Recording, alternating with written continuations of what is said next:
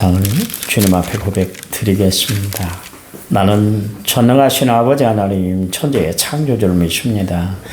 나는 그의 유일하신 아들 우리 주 예수 그리스도를 믿습니다. 그는 성령으로 잉태되어 동정녀 마리에게서 나시고 본디오 빌라도에게 고난을 받아 십자가에 못 박혀 죽으시고 장사된 지 사흘 만에 충작 가운데서 다시 살아나셨으며 하늘에 오르셔 전능하신 아버지 하나님 우편에 앉아 계시다가 거기로부터 살아있는 자와 죽은 자를 심판하러 오십니다. 나는 성령을 믿으며 거룩한 공교회와 성도의 교제와 죄를 용서받는 것과 몸의 부활과 영생을 믿습니다. 아멘. 찬송가 597장입니다. 597장.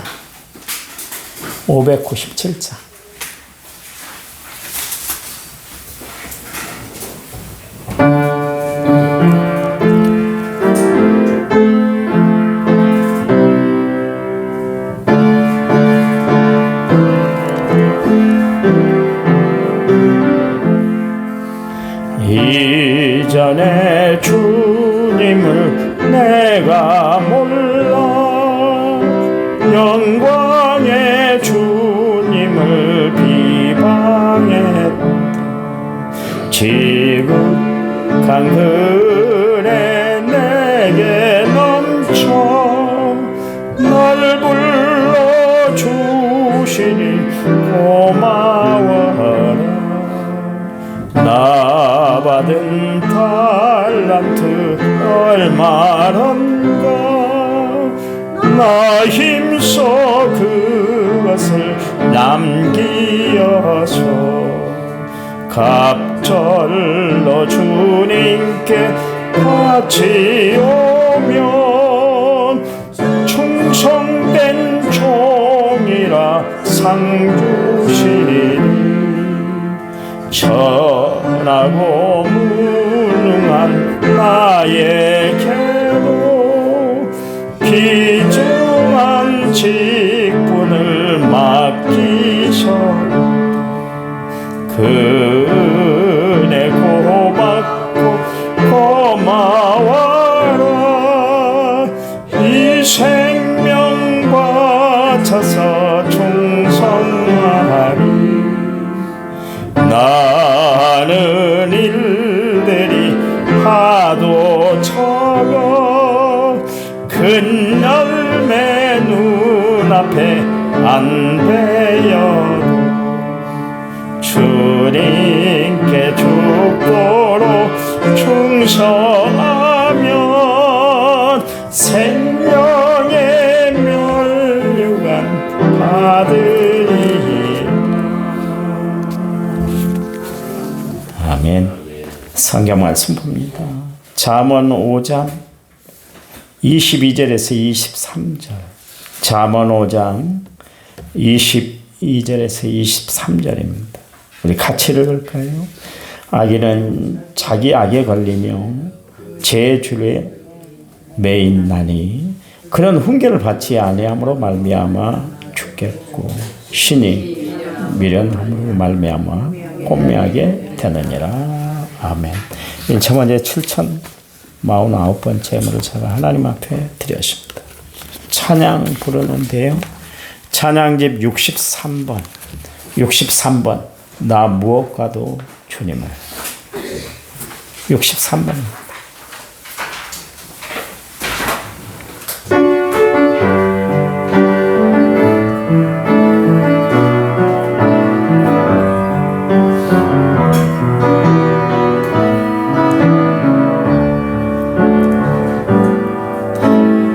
무엇과도 주님을 바꾸지 않으리.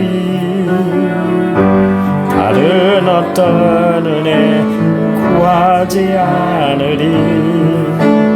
오직 주님만이 내 삶의 도움이시니 주의 얼굴 보기 원합니다. 주님 사랑해요. 주님 사랑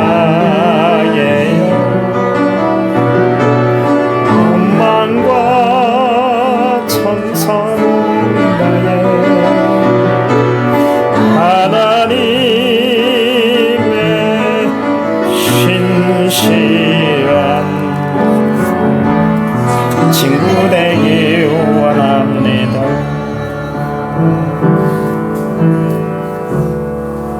아멘. 다윗이 성경의 표현대로 하나님 마음에 합한 사람이다. 하나님 마음에 꼭 들은 사람이었다. 그렇게 이야기하고 있잖아요.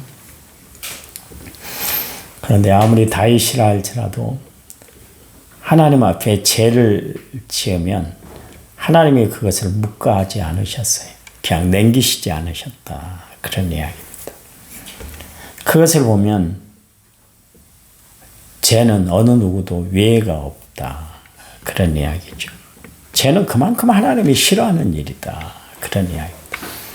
예수 믿는 사람들이 늘 죄짓고 사는 것은 하나님 앞에 다시 한번 되돌아봐야 되는 것이죠. 그가 우리아의 아내 바세바를 범하고 나서 하나님이 그에게 징벌을 내리셨는데 사무엘하 11장 27절 말씀해 보니까 다윗이 행한 그 일이 여호와 보시기에 악하였더라. 그러면서 하나님이 사무엘하 12장 10절 말씀에서 우리아의 아내를 빼앗아 내 아내로 삼았은즉 칼이 내 집에서 영원토록 떠나지 않을 것이다. 한 번 실수했잖아요. 한 번 실수를 눈 감아줄 수 있잖아요. 한 번 실수는 뭐 병가지 상사다. 그런 이야기도 합니다만 사람은 누구든지 실수할 수 있죠. 근데 다윗의 실수는 너무나 큰 실수였어요. 왜냐하면 한 가정을 묵사발을 만들어 버렸잖아요. 자기가 살인 교사죄까지 짓고 말았잖아요. 그거 그대로 넘어가면 하나님 나를 죄를 지어도 하나님이 아무 말도 안 하시네. 뭐라고 나에게 얘기도 안 하시네. 또다시 죄를 지을 수가 있거든요. 하나님이 특별히 다윗을 사랑하셨어요. 그를 사생아로 내몰리지 않았고 자기의 친백성, 친아들로 삼았기 때문에 그 잘못했을 때 하나님 그에게 징계를 주시잖아요. 그래서 우리아의 아내 바세바하고 범한 사건으로 인해서 태어난 아이가 있었는데 아이가 시름시름 앓는 거예요. 다윗이 얼마나 절박했던지 땅바닥에 개구리처럼 엎드려고 쫙 엎드려서 일주일 내내 금식하면서 기도만 했어요. 그 정도 되면 지성이면 감천이라 하나님이 용서해 줄 법한데 그 아이를 거둬가 버렸어요. 하나님은 죄악의 씨앗을 그대로 남겨두질 않는다. 그런 이야기예요. 하나님은 치시는 하나님. 여러분 잘 아셔야 돼요. 내가 마음대로 죄를 지어도 하나님이 아무렇지 않도록 넘어가고 있다는 것은 내가 사생하기 때문에 그래요. 하나님의 자녀가 아니기 때문에 그래요. 여러분 자녀들이 잘못했는데 잘한다. 더 잘해라. 그런 부모가 어디 있어요? 이 자식아. 내가 너를 그렇게 키웠냐? 너 그러려고 이 땅에 태어났냐? 나 지금까지 너를 뒷바라지는 것은 못된 짓하라고 내가 뒷바라지는 거 아니야. 그러면서 엄한 질책을 하지 않습니까? 그렇잖아요. 그래도 말을 안 들으면 두들겨 패서라도 되돌리키는 것이 부모의 마음 아닙니까? 그렇잖아요. 왜냐하면 잘못된 길을 걸어가면 안 되기 때문에. 자식이 버려서는 안 되기 때문에 그렇습니다. 그런가 하면 다윗이 또 한 번 말년에 하나님 앞에 죄를 범하는데 인구조사를 했다 그랬잖아요. 그 요압이 말렸어요. 요압은 힘만 세지 머리 돌아가는 것이 없는 사람이 요압입니다. 다윗에게 이익을 끼치기도 했지만 또 폐를 끼친 사람이 요압이거든요. 근데도 다윗이 그 미련한 요압이 그렇게 말리는데도 불구하고 기어이 자기 고집을 피워서 인구조사를 했는데 저 단에서부터 부엘세바까지 전체 인구들을 다 조사를 했어요. 결국 하나님이 그 일도 그냥 두시질 않았죠. 사무엘하 24장 10절 말씀에 다윗이 백성을 조사한 후에 그의 마음에 자책하고 다윗이 여호와께 이르되 내가 이 일을 행함으로 큰 죄를 범하였나이다. 여호와의 이제 간구함나니 종의 죄를 사하여 주옵소서. 내가 심히 미련하게 행하였습니다. 그렇게 하나님 앞에 회개했어요. 그러니까 그 다음날 하나님이 갓선지자를 보내서 타협을 하게 만들잖아요. 그 정도 하나님 앞에 빌고 빌었으면 그래 이번에도 또 실수하긴 했네. 인구조사하고 싶어서 했겠지. 나를 너무나 못 믿는구나. 그러면 섭섭한 정도로 끝마친 게 아니라니까. 갓선제자를 원해서 세 가지 중에 하나를 하라 그러잖아요. 이 땅에 7년 기근이 임할 거냐, 아니면 석 달 동안 적군에게 쫓겨다니겠냐, 아니면 3일 동안 질병, 온역을 주어서 이스라엘 백성들에게 어려움을 줄 것인가 결정을 해. 그랬더니 다윗이 3일 온역을 택했잖아요. 그랬더니 7만 명이 죽었어요. 7만 명. 이스라엘 백성들 예민 사람 7만 명이 죽어나갔어요. 다윗이 그때 이제 진실로 하나님 앞에 회개하니까 하나님이 손을 거두어 주셨다. 그 이야기는 하나님이 진노를 풀으셨다. 그런 이야기죠. 여러분, 다윗 한 사람이 범죄했는데 말미암아 7만 명이 죽었다. 지도자가 참 중요하다. 그런 이야기입니다. 저도 여러분의 영적인 지도자잖아요. 우리 장로님들도 영적인 지도자예요. 그냥 세운 거 아니지 않습니까? 권사님, 안수 집사님이 세운 것은 교회의 영적인 지도자로 세운 거예요. 그러면 사명을 다해야 되는 거예요. 바른 길을 걸어가야 되는 거예요. 다른 것 바라볼 것도 없어요. 오직 하나님을 바라보고 살아가는 거예요. 하나님은 우리의 죄악에 대해서 그냥 눈 감아주신 분이 아니에요. 그래서 갈라디아서 6장에서 하나님 만으로 여김을 받지 않는다. 하나님 없인 여김을 받지 않으시는 하나님이시다. 그렇게 이야기를 하고 있습니다. 적당하게 넘어가시는 하나님이 아니라는 것이죠. 하나님은 선악간에 분명히 심판을 하세요. 죄를 싫어하신다. 그런 이야기입니다. 실수는 용납하지만 죄는 용서하들 않으세요. 회개해야만 되는 거예요.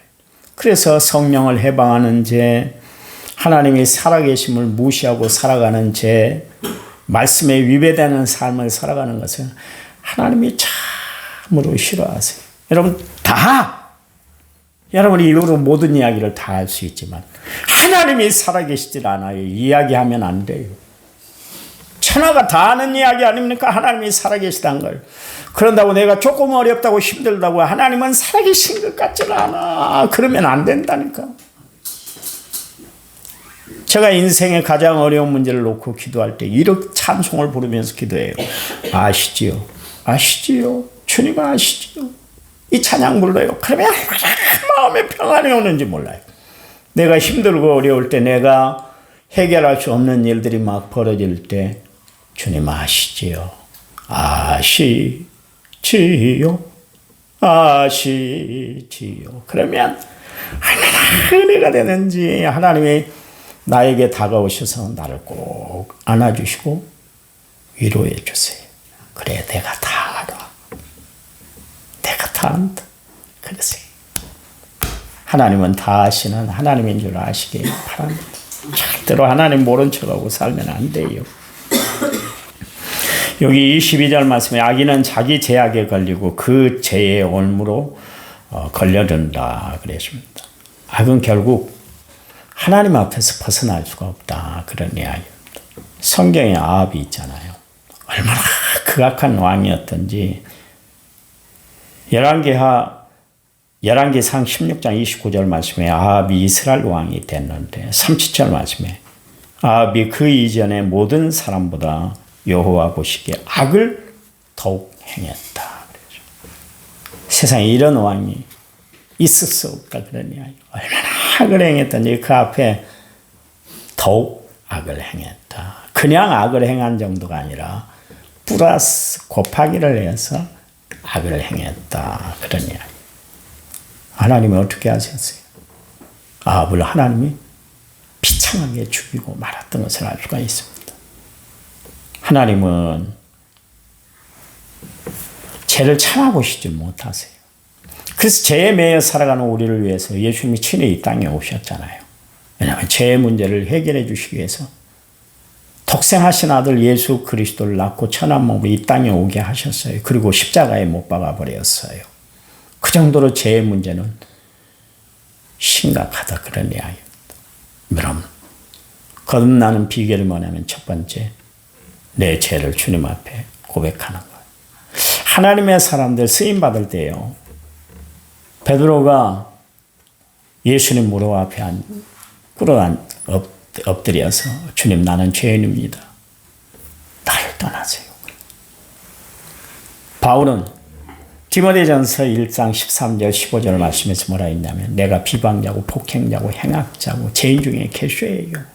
죄를 고백했잖아요. 이사야는 하나님 성전에 들어가서 나는 입술이 부정한 백성 중에 하나님을 배웠다. 자기가 죄인이라는 것을 깨달았어요. 죄인이라는 것을 깨달은 사람만이 주의 영광 위에서 하나님을 위해서 살아갈 수가 있다. 그런 이야기입니다. 거듭난 것은 다른 거 아닙니다. 내가 죄에서부터 자유롭게 되는 것, 그것이 거듭난 거예요. 그래서 주님이 우리에게 말씀하시는데 진리를 알지니 진리가 너희를 자유케 할 거야. 진리 대신 주님이 오신 이유가 뭐냐면 우리에게 매여 사는 그 모든 것, 올가매는 모든 것에서부터 자유로움을 주시기 위해서 예수님이 이 땅에 오셨다. 그래서 진리를 알지니 진리가 너희를 자유케 한다. 그렇게 말씀을 하고 계시는 거예요. 보세요. 철저히 세상에 매여 살았던 삭개오, 수가성 오물가의 여인, 막달라 마리아. 보세요. 그들은 예수님을 만남으로 말미암아 진정한 자유, 마음의 평안을 누리고 살았던 것을 알 수가 있어요. 지금 내 삶에 걸리는 것이 있고 매인 것이 있습니까? 그렇다면 주님 앞에 나와 자유롭게 해주시는 하나님의 은혜를 누리고 살아가는 성도들이 되시기 바랍니다. 방법은 하나예요. 매여 있는 거 여러분 풀려면 어떻게 풀어야 돼요? 주님 앞에 나와야 돼요. 주님 앞에 엎드려야 돼요. 주님 앞에 두 손을 들고 나와야 되는 거예요. 그래야 해결점이 있지. 가만히 있으면 안 돼요. 마귀에게 눌려서 아무것도 못하게 만들어. 마귀가 봐보세요. 얼마나 흉악한 놈인지. 이런 틈새만 있으면 팍 비집고 들어와서 내 마음을 다 깨놔버려요. 봐. 네가 하는 것이 제대로 됐다. 네가 하나님 앞에 기도하고 충성하고 헌신하고 뭐 열심을 더했는데 되는 거 있든 안 되잖아. 하나님 안 계시니까 그래. 하나님이 계시다면 너 그런 일이 벌어지도록 만들겠어? 미리 막아주셔야지. 미리 해결해 주셔야지. 미리 처리해 주셔야지. 그토록 네가 어렵고 힘들게 이렇게 살아가고 있는데 모른 척한 것은 하나님이 안 계시기 때문이야. 그래. 기독교 사상의 가장 위험한 것이 뭐냐면 사신론입니다. 하나님은 죽었다는 이야기예요. 세계 2차 대전이 터지고 나서 히틀러가 막 행패를 부릴 때 많은 사람들이 교회 다니는 사람들까지 하나님은 죽었다. 그게 사신론이에요. 얼마나 많은 신학자들이 사신론에 대해서 막 앞다투어서 이야기를 하기 시작을 했어요. 잠깐 세계 정변이 일어나니까 세상에 하나님 안 계신다. 그런 이야기를 했어요. 얼마나 많은 사람들이 그랬는데. 무신론은 둘째치고요. 무신론은 아예 신이 없다고 이야기한 사람들인데 하나님이 죽었다고 이야기한 사람들이 사신론자들이거든요. 기독교 신앙 안에 이런 사람들이 많았어요. 기독교 학자들 중에 이런 사람들이 많았다. 그런 이야기입니다. 그러니 예수를 믿어도 바로 믿는 거 아니죠. 하나님을 알아도 바로 알지 못하기 때문에 엉뚱한 이야기를 하는 거예요. 잠깐 어렵다고 하나님이 안 계시대요. 히틀러가 죽고 나니까 세계 평화가 오니까 그때 그 사람들은 뭘 했을까요? 아무 말도 못했을 거예요. 하나님은 살아계셔서 역사하시잖아요. 세계 평화를 다시 주잖아요. 세상 역사가 하나님의 역사예요. 여러분 그러니까 세상에 돌아가는 모든 일이 하나님의 역사구나. 하나님의 경륜이구나. 하나님의 섭리구나. 이거를 깨닫고 살아가시기 바랍니다. 그러면 얼마든지 고난과 역경, 시련, 지금의 해외는 모든 것들 하나님이 다 처리해 주신다는 확신이 들어서 믿음의 승리자들이 다 될 줄 아시기 바랍니다. 거기 보세요. 23절에 22절 23절에 보면 악인은 훈계가 없이 살아가는 사람이다. 그러니 자기 통제도 안 되고 또 절제도 안 되고 또 바른 판단을 하는 훈계가 없이 살아가니까 결국 악한 길, 사망의 길을 걸어가고 만다. 그런 이야기입니다. 여러분, 성령님이 함께하는 삶을 살아가시기 바랍니다. 그래서 우리에게 지혜가 필요하다. 오늘도 기도하세요. 그냥 하나님 나에게 지혜를 주세요. 세상을 바로 헤쳐나갈 수 있는 길을 이 지혜를 통해서 하나님이 열어주실 줄 믿습니다. 하나님 앞에 기도하고 살아가는 성도들이 되시기를 간절한 마음으로 부탁을 드립니다. 하나님 감사합니다. 우리를 사랑하신 분이 하나님이시고 우리를 위하신 분도 하나님인 줄 믿습니다. 그 하나님이 우리의 길을 열어주실 줄 믿습니다. 지혜를 얻어 세상이 미련한 것을 바라보고 미련한 것에 마음 쓰고 살아가는 저희들이 아니라 의의 길을 열어주시고 형통한 삶을 우리에게 허락하신 하나님을 바라보며 날마다 믿음으로 승리하며 살아가는 저희를 되도록 도와주시옵소서. 이 새벽에 성도들이 부르짖는 기도가 응답되도록 하나님 역사해 주실 줄 믿습니다. 이제는 길이요 진리요 생명 되신 우리 주 예수 그리스도의 은혜와 하나님 아버지의 지극하신 사랑과 성령님 위로교통 은혜 충만한 역사가 오늘 말씀을 받은 모든 성도들 위해 이제부터 영원토록 함께 하시기를 간절히 축원하옵나이다. 아멘. 아멘. 합심해서 기도합니다.